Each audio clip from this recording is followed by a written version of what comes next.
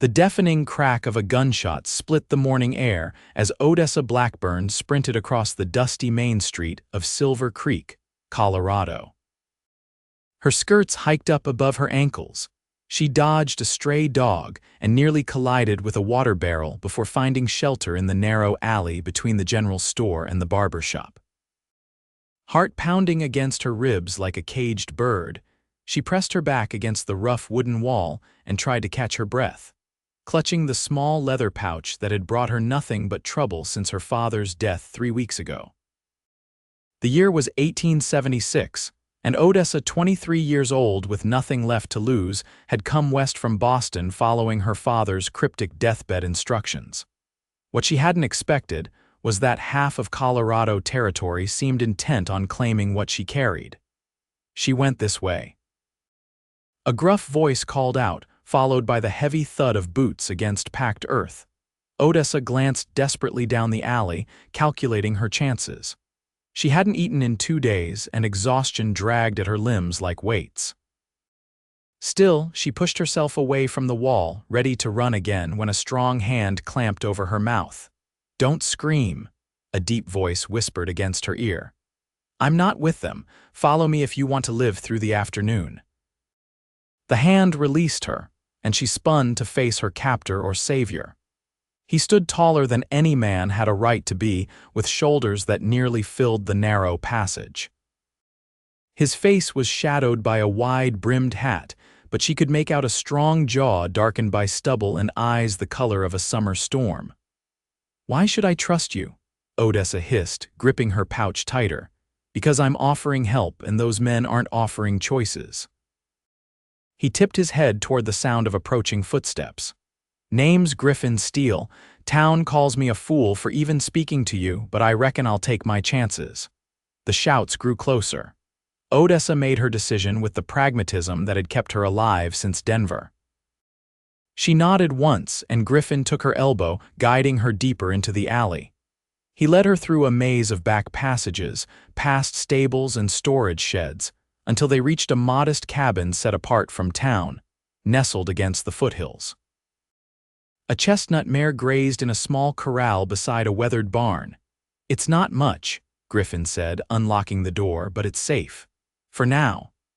Odessa stepped inside, noting the sparse furnishings: a table with 2 chairs, a wood stove, a narrow bed in the corner, and shelves lined with books. More books than she'd expect to find in a frontier cabin. "You're a reader," she said, surprise momentarily overriding her fear. Griffin shrugged. "Man's got to feed his mind as well as his body." He moved to the window, peering through the curtains. "They'll be searching for a while yet."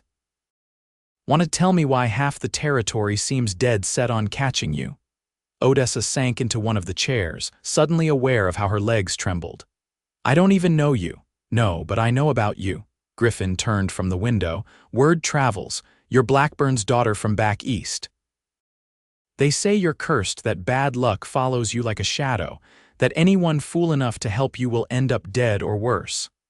Odessa's throat tightened. "And you believe that?" The corner of Griffin's mouth lifted in what might have been a smile. "I've never put much stock in other folks' opinions. Besides," he added, removing his hat and hanging it on a hook by the door, "if luck wants to follow you home, I figure that's luck's business." In the better light, Odessa could see him clearly not young, perhaps 30 or so, with lines at the corners of his eyes that spoke of squinting into the sun and laughter in equal measure. His dark hair curled slightly where it brushed his collar. "Why would you help me?" she asked, clutching her pouch in her lap. Griffin filled a cup with water from a pitcher and set it before her. "Drink. You look half dead." Odessa eyed the water suspiciously before deciding that if he'd wanted to harm her, he'd had ample opportunity already. She drained the cup in 3 desperate swallows. "My father raised me to judge folks by their actions, not rumors," Griffin said, refilling her cup. "So far, all I've seen is a woman running scared from men who don't look like law. That suggests to me you might be the one needing protection, not them." "They want this," Odessa said, patting the pouch. "My father's last possession. He told me to bring it west, that it would secure my future." She laughed bitterly. Instead, it's nearly gotten me killed 3 times over. What is it? A map, she replied after a moment's hesitation. To something valuable, I assume, though I can't make sense of it. My father was a surveyor for the railroad before his illness. He said this was his legacy to me. Griffin leaned against the table. And these men? Former associates. They believe whatever this leads to belongs to them. They followed me from Denver. A loud knock at the door made them both freeze. Griffin motioned for Odessa to stay seated as he moved silently to the window. Steele, a voice called. Open up. Town meeting at Sullivan's in 10 minutes. Mandatory. Griffin relaxed slightly. That's just Harper, the blacksmith. He opened the door a crack. I'll be there directly, he called out. After the footsteps receded, Griffin turned back to Odessa. Stay here, lock the door behind me. Don't open it for anyone but me. There's food in the cupboard if you're hungry. You're leaving? Panic edged her voice. Not for long, but if I don't show, they'll know something's wrong. He strapped on his gun belt. Besides, I need to hear what they're saying about you. Might give us an advantage. Odessa stood shakily. Why are you doing this? You don't know me. Griffin paused at the door, his eyes meeting hers. Let's just say I know what it's like to be judged unfairly. Rest while I'm gone. You look like you haven't slept in days. After he left, Odessa locked the door as instructed. Exhaustion pulled at her, but caution kept her alert. She investigated the cabin, finding it neat but distinctly masculine. A small bookshelf revealed volumes on history, philosophy, and surprisingly, poetry. She ran her fingers over a well-worn copy of Whitman's Leaves of Grass, wondering what kind of cowboy read poetry. She found bread, cheese, and dried apples in the cupboard and ate ravenously. Only when her hunger was sated did she allow herself to sink onto the narrow bed, intending only to rest her eyes. Sleep claimed her instantly, dragging her into dreams of her father's lined face and the men who'd pursued her since Denver. She woke with a start to the sound of the door latch. Twilight had fallen, casting the cabin in deep shadows. She scrambled upright, heart racing as the door swung open. Griffin entered, his expression grim. He carried a lantern, which he set on the table before lighting the lamp near the bed. We have trouble, he said without preamble. The men looking for you have convinced half the town you're a witch or worse. The other half thinks you're a thief. Either way, they want you gone or handed over. And what did you tell them? Odessa asked, rising from the bed. I told them to mind their own business. Griffin removed his hat, running a hand through his hair, which didn't exactly improve my standing in town. I'm sorry, she said softly. I never meant to bring you trouble. Trouble and I are old acquaintances. He smiled slightly. They said you'd bring me bad luck. I said then let luck follow her home. His eyes met hers. I meant it. Odessa felt heat rise to her cheeks at the intensity in his gaze. I should leave tonight. I can't ask you to risk. You didn't ask. I offered. Griffin moved to the stove, adding wood and stirring the embers to life. But you're right about one thing, you can't stay in town. Those men have too many people believing their lies. Then what? I have a cabin, he said, setting a pot of coffee on the stove.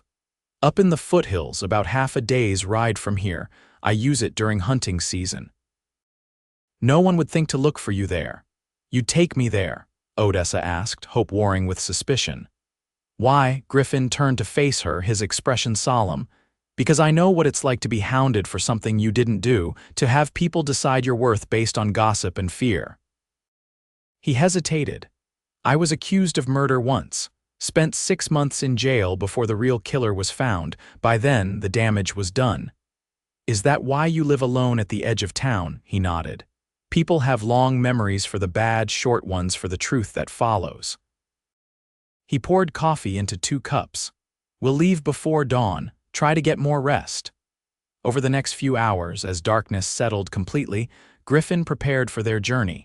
He packed food, ammunition, and basic supplies while Odessa helped where she could, rolling blankets and sorting provisions. May I see it? Griffin asked as they worked. The map might help to know what we're dealing with. After a moment's hesitation, Odessa opened the leather pouch and withdrew a carefully folded piece of parchment. She spread it on the table. The map was unlike any standard geography. It showed mountains and rivers, yes, but also strange symbols and notations in what appeared to be a code or cipher. My father was fascinated by mathematics and puzzles, she explained. He believed the future of the West lay not just in railroads, but in its hidden resources. He spent years developing this map, though he never told me exactly what it led to. Griffin studied it carefully. These markings here, they correspond to the Devil's Backbone Ridge, about 3 days' ride northwest of here. And this, he tapped a symbol near a river crossing, looks like it might be an old Spanish mission site. You can make sense of it? Odessa asked, surprised. Some. I did scouting for the army before settling here, came to know this territory pretty well. He traced a line along the paper. Whatever your father found, it's up in some of the most rugged country in Colorado. Then that's where I need to go, Odessa said firmly. It was his dying wish that I find it. Griffin folded the map carefully and returned it to her. Then that's where we'll go. But first, we need to get you safely to the hunting cabin. They slept in shifts, neither fully trusting that the men wouldn't discover her whereabouts. In the darkest hour before dawn, Griffin woke Odessa with a gentle hand on her shoulder. Time to go, he whispered. They moved silently through the sleeping town, Griffin leading his saddled mare and a second horse, a dappled gray, gelding by their reins. Only when they reached the edge of town did they mount, setting off at a steady pace toward the mountains looming black against the star-filled sky. As the first pink light of dawn touched the eastern horizon, Odessa glanced back at Silver Creek, then at the broad-shouldered figure riding beside her. She'd known Griffin Steele less than a day, yet she was placing her life in his hands. Her father would have called her reckless. But then, it was her father who had set her on this path with his cryptic final instructions and mysterious map. "We'll stop to rest the horses in a couple hours," Griffin said, breaking into her thoughts. "There's a creek about 5 miles ahead with good cover." "Thank you," Odessa said, the words inadequate for what he was risking. "I don't know how I'll repay you for this." Griffin glanced at her, his eyes crinkling at the corners. "Let's start by staying alive and solving your father's puzzle, one step at a time, Miss Blackburn." As the sun climbed higher, they rode deeper into the wilderness, leaving civilization behind. Odessa felt something she hadn't experienced since before her father's illness, hope, fragile but persistent, like the first green shoot after winter. They made good time through the morning, sticking to game trails and less traveled paths. Griffin proved to be as knowledgeable about the terrain as he'd claimed, guiding them through dense woods and across shallow streams with confident ease. By midday, they reached a small clearing beside a gurgling creek where they stopped to rest and water the horses. Odessa slid from her saddle with a wince, unaccustomed to long rides. "Your muscles will adjust," Griffin said, noticing her discomfort. "Though you might wish you had trousers instead of those skirts before we reach the cabin. If only proper Boston society could hear you suggesting such impropriety," Odessa replied with a small smile, stretching her back. "Proper Boston society wouldn't last a week out here," Griffin said, kneeling to fill their canteens in the creek. "Out west, practicality trumps propriety every time." Odessa unwrapped some bread and cheese from their provisions, and they ate sitting on sun-warmed rocks by the water's edge. For the first time since her arrival in Colorado, Odessa felt her constant vigilance ease slightly.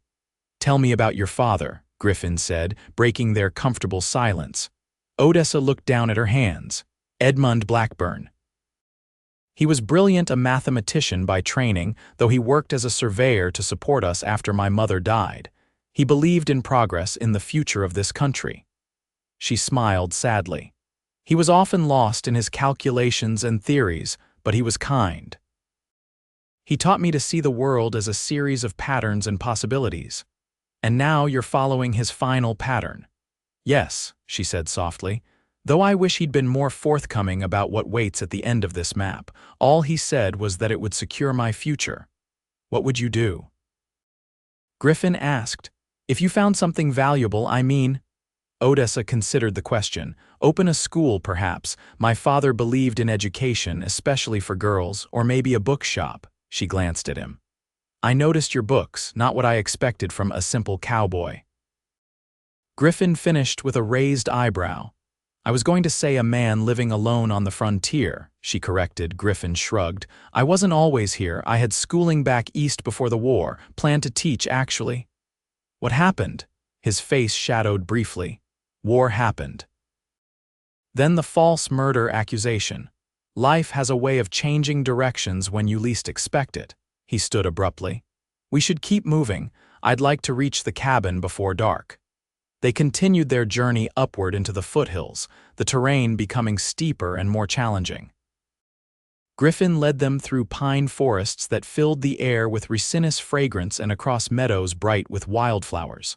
By late afternoon, dark clouds began gathering over the peaks ahead. Storm's coming, Griffin observed, glancing at the sky. We need to push harder if we want to stay dry. They urged their mounts to a faster pace, climbing steadily until the trees thinned and the view opened to reveal the sweeping panorama of the valley below.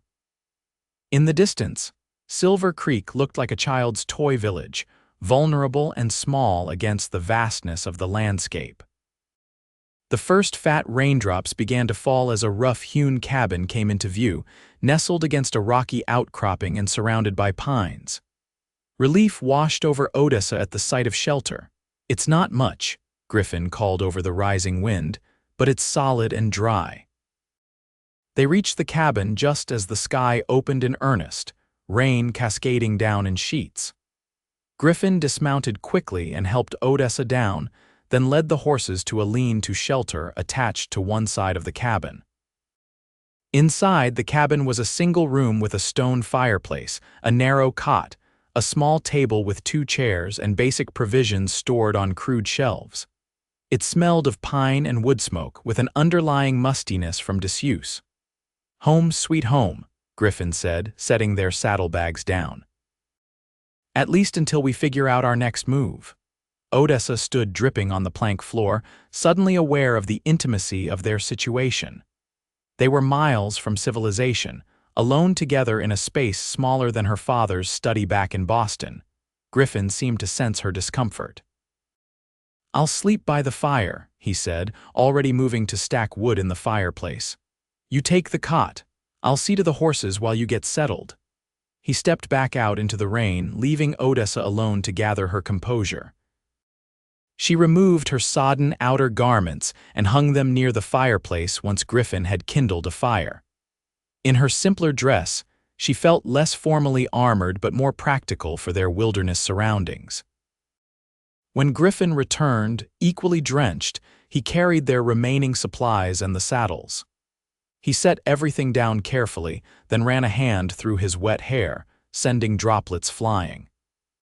I'd offer to step outside while you change, Odessa said with a small smile, but that seems unnecessarily cruel given the weather. Griffin's laugh was unexpected, rich and warm, transforming his usually solemn features. I appreciate the thought. I'll just turn my back like a gentleman. As night fell and the storm raged outside, they shared a simple meal of jerky, hardtack, and coffee. The fire cast dancing shadows on the walls, creating a cocoon of warmth against the wilderness darkness. Tomorrow we should examine that map more carefully, Griffin said, cradling his coffee cup in large, calloused hands. If I'm right about the landmarks, we're looking at a journey of at least 3 more days to reach wherever it leads. Odessa nodded, pulling the leather pouch from her pocket. I've studied it so many times, but without knowing the terrain, much of it remained mysterious to me. She hesitated. Do you think those men will follow us? Possibly, Griffin admitted. Depends how valuable they believe your father's discovery to be. But we have a good head start, and I know trails they won't. Odessa unfolded the map between them, the firelight illuminating its mysterious markings. My father annotated it in a cipher he and I used when I was a child, a simple substitution code, but it would be meaningless to anyone else. Griffin leaned forward, genuinely impressed. You can read this, most of it. Her finger traced along faded notations. This part refers to nature's cathedral where stone fingers reach for heaven and the mouth where earth swallows sky. Devil's backbone for sure, Griffin said. There's a formation their locals call the cathedral spires and a cave system nearby. They bent their heads together over the map, Griffin pointing out landmarks he recognized while Odessa translated her father's cryptic notes. Their shoulders occasionally brushed, and Odessa became increasingly aware of his proximity, the clean scent of him beneath the traces of horse and leather, the gentle care with which his rough hands handled the fragile parchment. Here, Odessa said, pointing to a small symbol near what appeared to be a river fork. Father wrote, "Where three become one, descend into darkness to find the light." Griffin studied it thoughtfully. Could be Junction Cave. It's near where three streams converge before flowing into the main river. The cave entrance is nearly hidden. I only found it by accident while tracking an injured elk a few years back.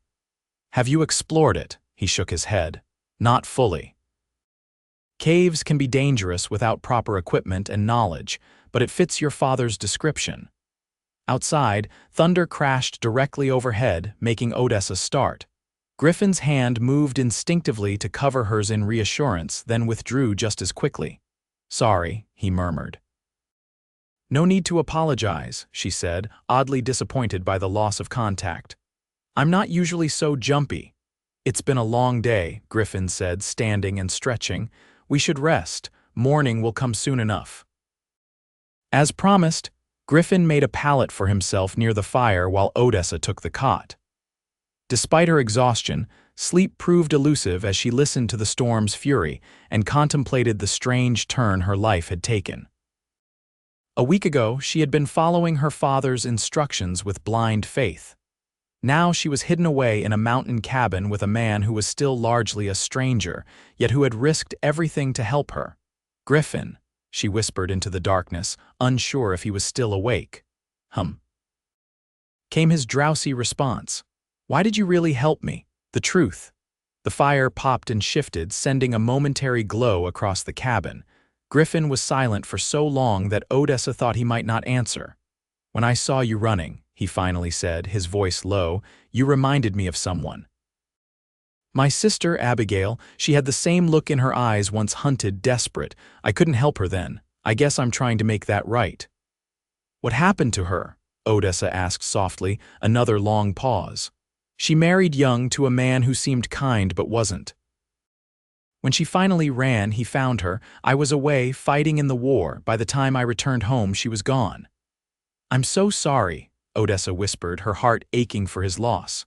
"It was a long time ago," Griffin said, though the pain in his voice suggested otherwise. "Get some sleep, Odessa. We have a long journey ahead." Morning arrived with clearing skies and birdsong. Odessa woke to find Griffin already up and moving quietly around the cabin, preparing coffee and a simple breakfast of pan bread cooked over the fire. "You cook," she observed, sitting up and smoothing her hair. "Another survival skill," he replied, sliding a portion of the bread onto a tin plate for her.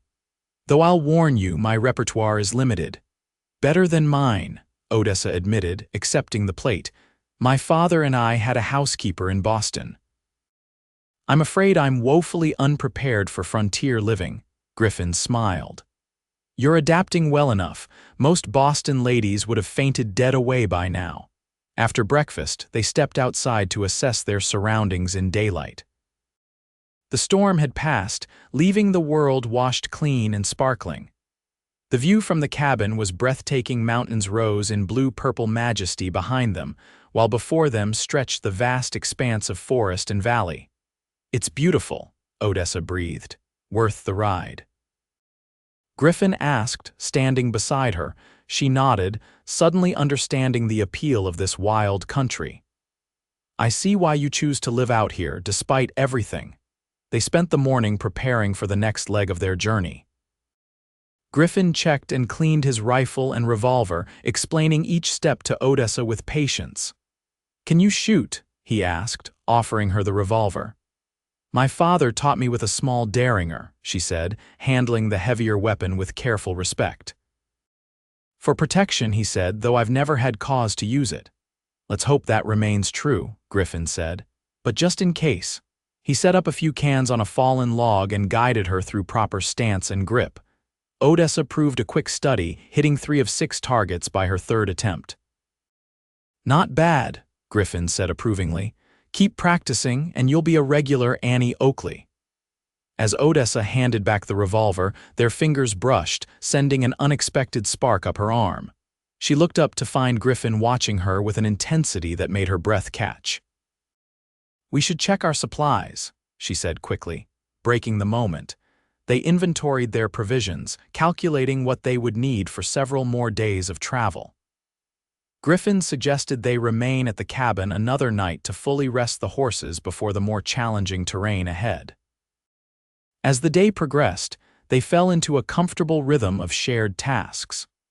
Griffin taught Odessa how to identify edible berries and plants near the cabin, supplementing their dried provisions with fresh greens and sweet huckleberries. In return, she helped tend the horses, growing more confident around the large animals under his guidance. By late afternoon, they sat side by side on a fallen log near the cabin, studying the map again in detail. With Griffin's knowledge of the region and Odessa's ability to decipher her father's notations, they were able to plot a route to what they believed was their destination, a cave system near the cathedral spires. "What do you think we'll find there?" Griffin asked, tracing the final destination with his finger. "I wish I knew," Odessa sighed. "My father was fascinated by geology. He often spoke about the untapped mineral wealth of the West. Perhaps it's a silver deposit or some other valuable resource. Valuable enough for men to kill for." Odessa looked troubled. "Those men, they worked with my father on several railroad surveys. After he became ill and returned to Boston, they continued without him. Something happened during that time. He never said exactly what, but he became convinced they had betrayed him, stolen something important. And now they think you have it. Or the key to finding it," she agreed, touching the map. "My father wasn't a vengeful man, but he believed in justice. His last words to me were, 'Set it right, Odessa. Find what was taken and claim what is yours.'"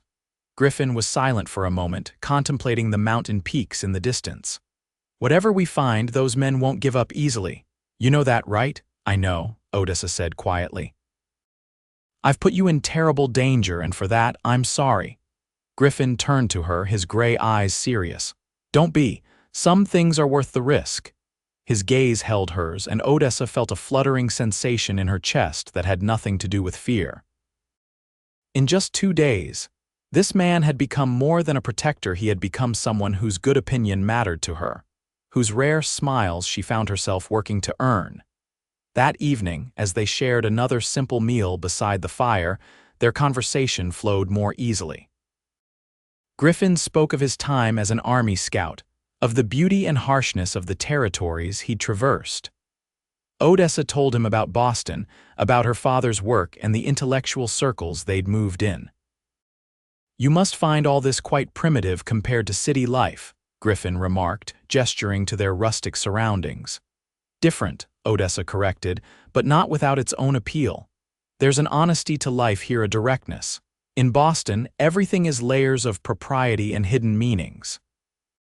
"We have our share of deception out west," Griffin said wryly, "just dressed in different clothes."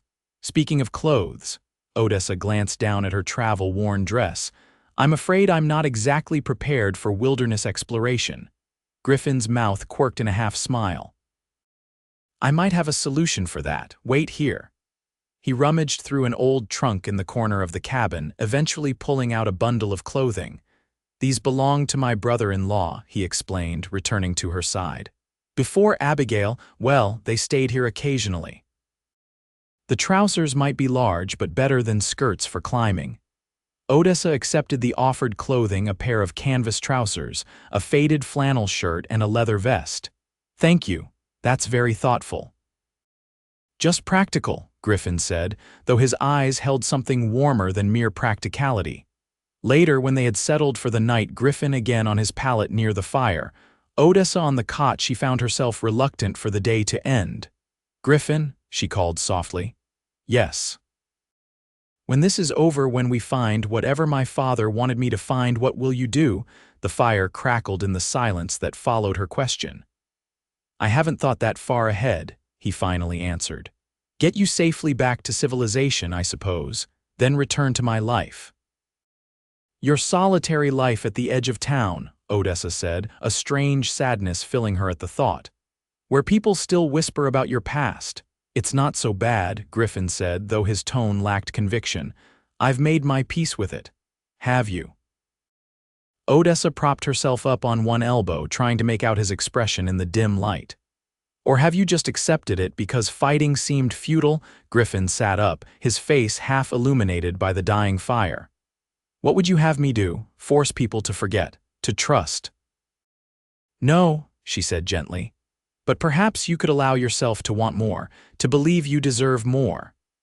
Their eyes met across the darkened room, and Odessa felt as though something unspoken yet profound had passed between them. Get some rest, Odessa, Griffin finally said, his voice rougher than usual. Tomorrow will be a long day. Dawn found them ready to depart, the horses saddled and provisions packed. Odessa had changed into the borrowed clothing, the trousers belted tightly and rolled at the ankles, the shirt and vest loose but serviceable. Griffin did a double take when she emerged from the cabin. You look. He began, then seemed to reconsider his words. Practical. Odessa laughed, adjusting the wide-brimmed hat she'd also borrowed. High praise indeed, Mr. Steele. The terrain grew increasingly rugged as they traveled northwest, following game trails and sometimes forging their own path through dense underbrush. Griffin led the way, occasionally dismounting to scout ahead or consult the map with Odessa. By midday, they had climbed high enough that the valley spread out below them in a patchwork of greens and browns, with Silver Creek now merely a distant speck. See that ridge there? Griffin pointed to a jagged line of rock formations in the distance. That's the beginning of Devil's Backbone. We should reach it by tomorrow afternoon if we maintain this pace. They continued their journey, the horses picking their way carefully along increasingly narrow trails. As they rounded a bend that hugged a steep hillside, Griffin suddenly raised his hand in a signal to stop. What is it? Odessa whispered, reining in beside him. Griffin pointed silently to fresh hoof prints in the muddy trail ahead. At least 3 horses had passed this way recently. Could be hunters, Odessa suggested, though the knot in her stomach suggested otherwise. Maybe, Griffin said, dismounting to examine the tracks more closely. But they're heading the same direction we are, and these horses are shod like town mounts, not local ranch stock. The men from Silver Creek. Odessa's hand moved unconsciously to the pouch containing the map. Possibly, they're a few hours ahead at most. Griffin straightened, his expression grim. We'll need to be more careful from here on. There's another route we can take longer but less traveled. They backtracked to a fork in the trail they had passed earlier, then took the less obvious path that wound through a stand of aspen trees. This trail climbed more steeply, requiring them to dismount and lead the horses through several difficult passages. By late afternoon, dark clouds had gathered again, and the air took on the electric quality that precedes a storm. They pushed on, hoping to reach suitable shelter before the weather turned. There's a natural overhang about a mile ahead, Griffin called back to Odessa. We can weather the storm there. The first rumbles of thunder were rolling across the sky when they reached the shelter, a deep recess in a cliff face, large enough for themselves and the horses. They had barely gotten settled when the rain began, a solid wall of water that turned the world beyond their shelter into a gray blur. At least the rain will obscure our tracks, Odessa said, trying to find optimism in their situation. Griffin nodded, arranging their bedrolls in the driest part of the overhang. We'll have to make a cold camp tonight. No fire, too much risk of smoke being spotted. They ate a sparse meal of jerky and dried fruit, huddling close as the temperature dropped with evening's approach. The storm showed no signs of abating, lightning illuminating the landscape in brief, brilliant flashes. "I've been thinking about what you said last night," Griffin said suddenly, his voice barely audible above the storm. Odessa turned to him, their shoulders touching in the confined space. "About deserving more," he nodded, his profile strong against the storm-dark sky beyond their shelter. "I left a lot behind after the war and the trial, not just places but parts of myself, the man who wanted to teach, the man who believed in possibilities." "He's still there," Odessa said softly. "I've seen him." Griffin turned to face her, their proximity suddenly intimate in the gathering darkness. "Have you, or are you seeing what you want to see?" "I see a man who risked everything to help a stranger," Odessa replied, holding his gaze. "A man who reads Whitman and can identify wildflowers, who treats horses with gentleness and women with respect." She hesitated, then added softly, "A man I've come to care for against all reason and propriety." For a moment, Griffin remained perfectly still, his eyes searching hers as if looking for uncertainty or deception. Finding neither, he raised a calloused hand to her cheek, his touch feather-light. "Odessa," he whispered, her name like a prayer on his lips. When he kissed her, it was with a tenderness that belied his rugged exterior, a kiss that asked rather than demanded, that offered rather than took. Odessa answered with the honesty that had drawn her to him from the beginning, her hand finding its way to the nape of his neck, fingers threading through his hair. The storm raged around them, but within their shelter, they had found something unexpected, a connection that transcended their brief acquaintance, a recognition of kindred spirits despite their different worlds. When they finally parted, Griffin rested his forehead against hers, his breathing uneven. "I had no right to do that," he murmured. "I disagree," Odessa replied, smiling in the darkness. "In fact, I think you might have waited too long." His soft laugh warmed her more than any fire could have. They sat together as the storm gradually moved on, speaking of small things and great ones, of childhoods and dreams, of losses and hopes.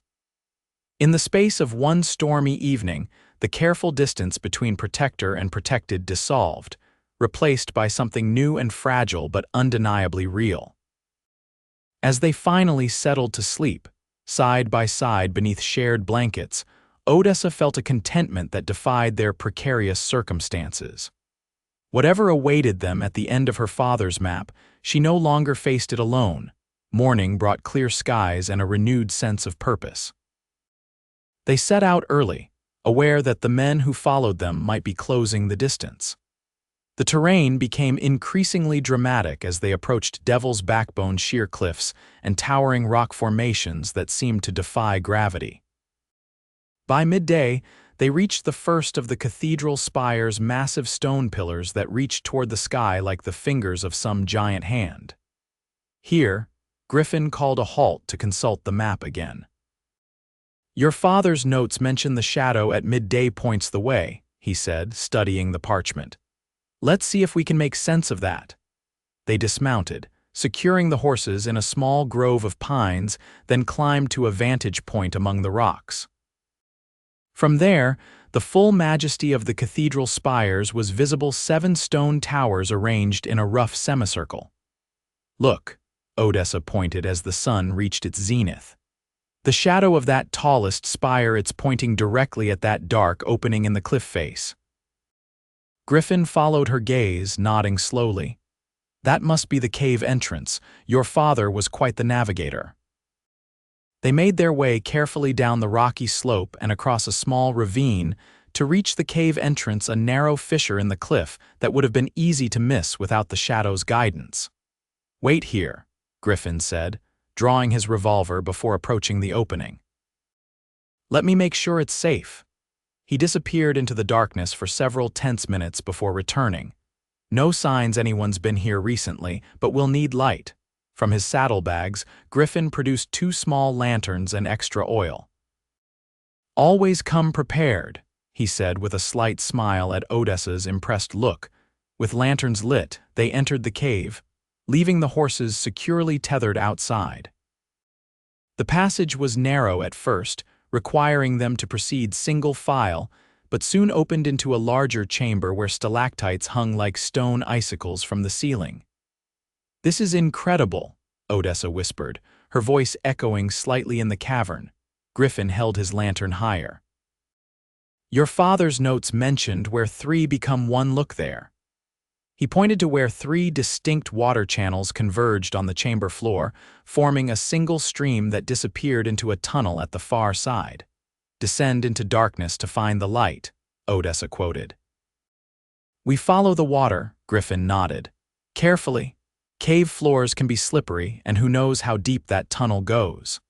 They followed the stream through a series of increasingly narrow passages, occasionally having to wade through shallow water.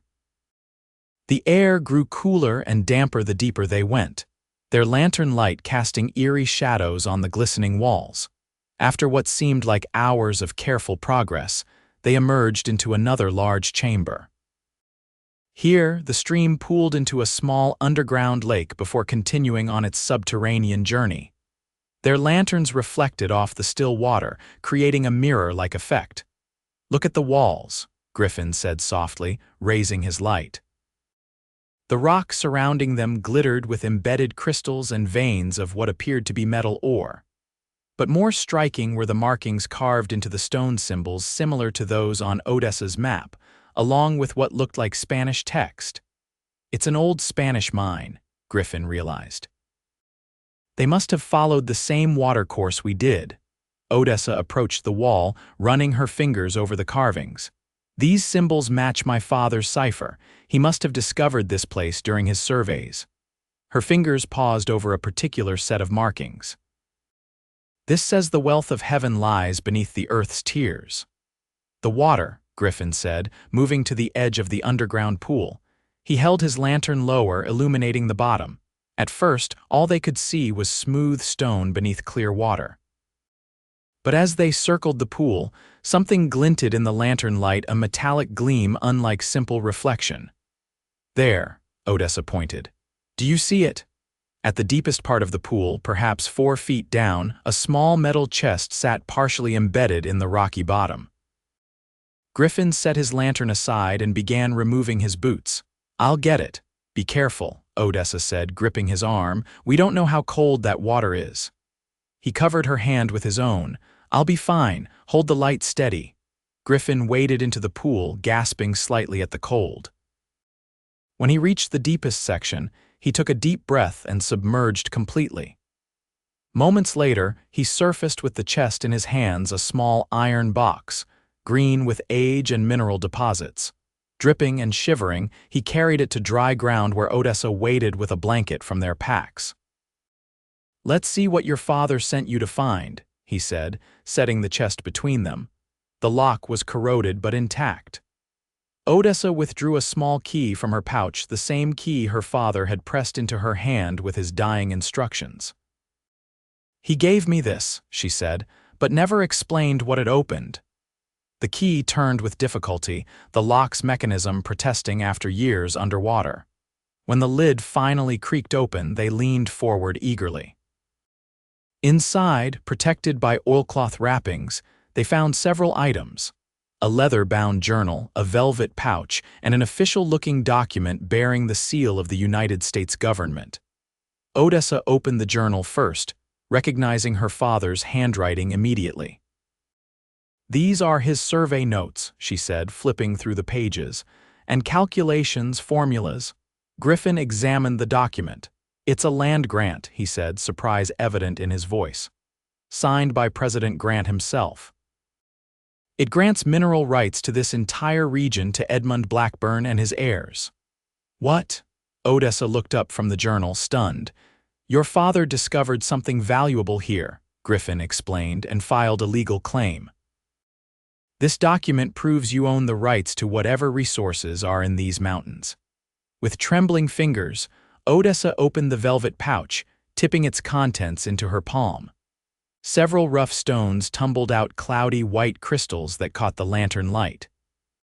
"Diamonds," Griffin breathed, taking one to examine more closely. "Uncut but definitely diamonds. Diamonds in Colorado." Odessa stared in disbelief. "Rare, but not impossible," Griffin said. "Your father must have discovered this deposit during his surveys and kept it secret, until he could secure the legal rights. Odessa flipped through more pages of the journal, stopping at an entry near the end. Here he writes about his partners discovering his find and attempting to claim it for themselves. They forged documents, tried to invalidate his claim. He took all the proof and the original grant and hid them here, where they couldn't find them. And then he sent you to recover everything, Griffin finished. The men following you must be the same partners. They knew he had filed a claim but couldn't find the documentation, Odessa said, piecing it together. They've been searching for years. A sudden noise from the passage they had entered through made them both freeze, the unmistakable sound of loose stones being dislodged by footsteps. "We're not alone," Griffin whispered, drawing his revolver. "Quickly, gather everything." Odessa repacked the chest while Griffin extinguished one lantern and dimmed the other to a faint glow.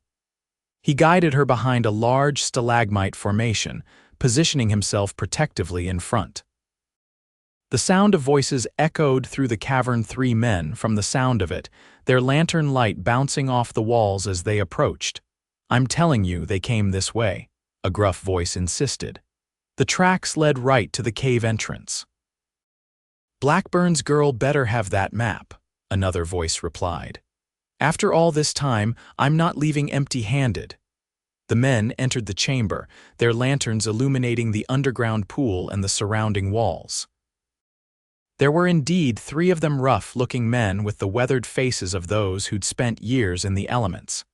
Each carried a revolver, and the leader held a rifle as well.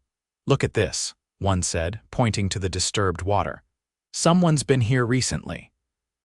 "Spread out," the leader ordered. "Find them." Griffin's grip tightened on his revolver. He leaned close to Odessa's ear. "When I create a distraction, take the chest and run back the way we came. Don't stop until you reach the horses." "I won't leave you," she whispered fiercely. "You have to," he insisted. "That land grant is your proof. Without it, they could still claim everything." Before she could protest further, Griffin had squeezed her hand once and moved away, circling behind another rock formation. Seconds later, a shot rang out, the sound deafening in the enclosed space. One of the men's lanterns shattered, plunging part of the cavern into darkness and causing momentary chaos. "Run!" Griffin shouted, firing again to keep the men pinned down. Odessa clutched the chest to her chest and sprinted for the passageway, her heart pounding in her ears. Behind her, more shots echoed, accompanied by shouts and curses. She navigated the narrow passages by memory and touch, occasionally stumbling but never stopping. The sound of rushing water guided her back toward the entrance. When she finally emerged into daylight, blinking against the sudden brightness, she ran directly to where they had left the horses. To her horror, only one remained, her gray gelding. Griffin's mare was gone, likely spooked by the gunshots echoing from the cave. Indecision froze her for a moment. Should she wait? Go for help?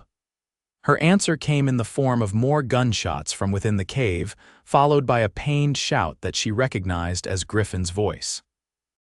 Without hesitation, Odessa secured the chest in her saddlebag, untied the gelding, and led him closer to the cave entrance. She withdrew the revolver Griffin had given her from her belt and waited, heart in her throat. Long minutes passed with no sound but the wind through the stone spires. Then, just as Odessa was about to venture back inside, a figure stumbled from the cave entrance, Griffin clutching his left arm, blood seeping between his fingers. "Griffin!" she cried, rushing to support him. "We need to move," he gasped. "I only slowed them down." "You're hurt, just a graze," he insisted, though his pallor suggested otherwise. "Help me onto the horse." With effort, Odessa helped him mount, then swung up behind him. She took the reins, wrapping one arm securely around his waist. "Which way?" she asked, scanning their limited options. "West," Griffin directed, his voice strained. "There's a ranger station about 10 miles from here. We can get help there." They set off at the fastest pace the terrain would allow, the gelding struggling somewhat under their combined weight. Behind them, shouts indicated their pursuers had emerged from the cave. "They'll be slowed without horses," Griffin said, leaning heavily against Odessa. We have a chance. For the next several hours, they pushed onward, taking the most difficult routes to discourage pursuit. Griffin's condition worsened gradually, his breathing becoming labored, his skin clammy with shock and blood loss. When they finally spotted the ranger station, a sturdy log cabin flying an American flag, Odessa felt nearly delirious with relief. Two rangers emerged at their approach, immediately assessing the situation and helping Griffin down from the horse. "These men need medical attention," one called back to the cabin. "Pursued," Griffin managed to say. "Three men, armed." The rangers exchanged glances. "Simons, get the doctor from the mining camp," the older one ordered. "Johnson, prepare to receive hostiles." Within minutes, Griffin was lying on a cot inside the cabin while a ranger with medical training examined his wound. Odessa hovered nearby, clutching the chest that had cost so much. "Clean through the muscle," the ranger pronounced. "Missed anything vital, but he's lost blood. He'll recover with rest." Odessa nearly collapsed with relief. She moved to Griffin's side, taking his uninjured hand in hers. "The chest?" he asked weakly. "Safe," she assured him. "We made it, Griffin. We're both safe." A faint smile touched his lips before his eyes drifted closed in exhaustion. The pursuing men never reached the ranger station. A patrol found them the next day, lost and dehydrated after taking a wrong turn in the mountains. They were arrested for attempted murder and armed robbery, their identities confirming they were indeed Edmund Blackburn's former partners. With expert care, Griffin's recovery progressed steadily. 4 days after their arrival at the ranger station, a territorial judge arrived to take statements and examine the land grant and journal. "Everything appears in order, Miss Blackburn," the judge confirmed. "The grant is legitimate and legally binding. As Mr. Blackburn's sole heir, the mineral rights are unquestionably yours." "What does this mean exactly?" Odessa asked, still trying to comprehend the magnitude of her inheritance. "It means," the judge said with a hint of a smile, "that you own the rights to what may be the first diamond deposit discovered in Colorado territory. Its value is considerable." Considerable, it turned out, was an understatement. When government geologists examined the cave system, they confirmed not only diamonds, but also significant silver deposits. Newspapers soon carried the story of the Blackburn find and the dramatic chase that had led to its rediscovery. 2 weeks after their harrowing escape, Griffin was well enough to travel. He and Odessa sat together on the porch of the ranger station, watching the sunset paint the cathedral spires in shades of gold and crimson. "The stage will take you to Denver tomorrow," Griffin said, breaking their comfortable silence. "From there you can arrange proper transportation back east." "Back east?" Odessa turned to him in surprise. "Isn't that where you belong, Boston society, your father's circles?" He avoided her eyes. "With your inheritance, you can open that school you mentioned, live the life you were meant for." "The life I was meant for," Odessa repeated slowly. "And what life is that exactly? A comfortable one, a respected one?" Griffin's jaw tightened. "Not the life of a frontier woman married to a man whose reputation will always be questioned."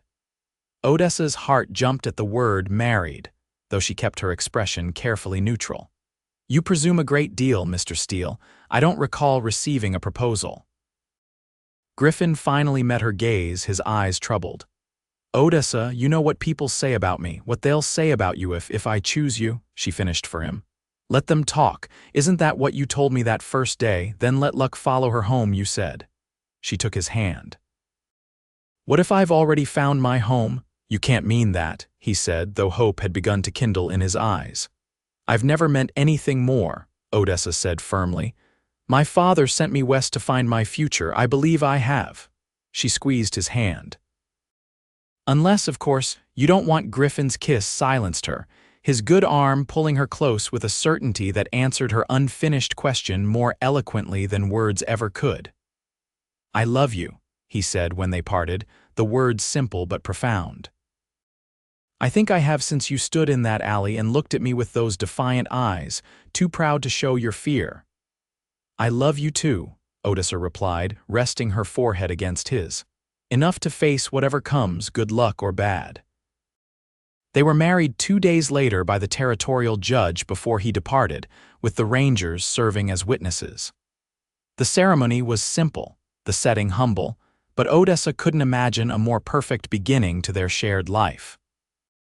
With the legal documentation establishing her claim secured in a Denver bank, Odessa and Griffin began planning their future. Rather than returning to Boston, they decided to remain in Colorado, though not in Silver Creek with its painful memories. I was thinking, Griffin said as they traveled by stagecoach toward Denver, about that school you wanted to open.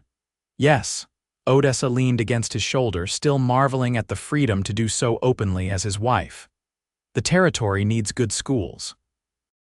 Not just in the cities, but in the smaller settlements too, places where all children can get an education. That sounds wonderful, Odessa agreed. But where would we start? Griffin smiled. I still own land near Silver Creek, my cabin, and about 100 acres surrounding it. Good land with water and timber. We could build there. A school in the wilderness? Odessa considered the idea. It would need to include boarding facilities for children from distant homesteads. And a library, Griffin added. A proper one with all those books you mentioned from Boston. Their vision took shape over the following year.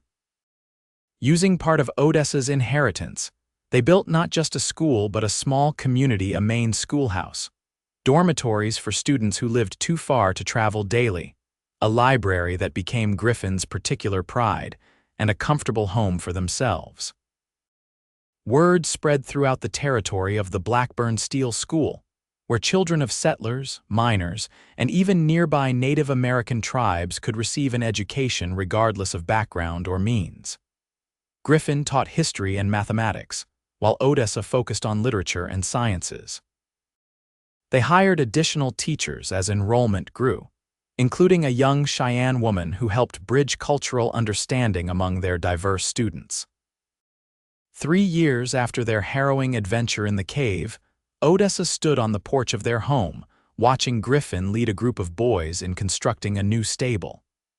Her hand rested on her swollen belly, their first child due to arrive with the spring. The diamonds that had nearly cost them their lives had indeed secured their future, but not in the way her father might have imagined. The true treasure, Odessa reflected, was the life they had built together, a life rich with purpose, love, and the daily joy of creating something meaningful. As if sensing her thoughts, Griffin looked up and caught her eye across the schoolyard. He smiled, that rare, transformative smile that still made her heart skip, and excused himself from the boys to join her on the porch. "How are you feeling?"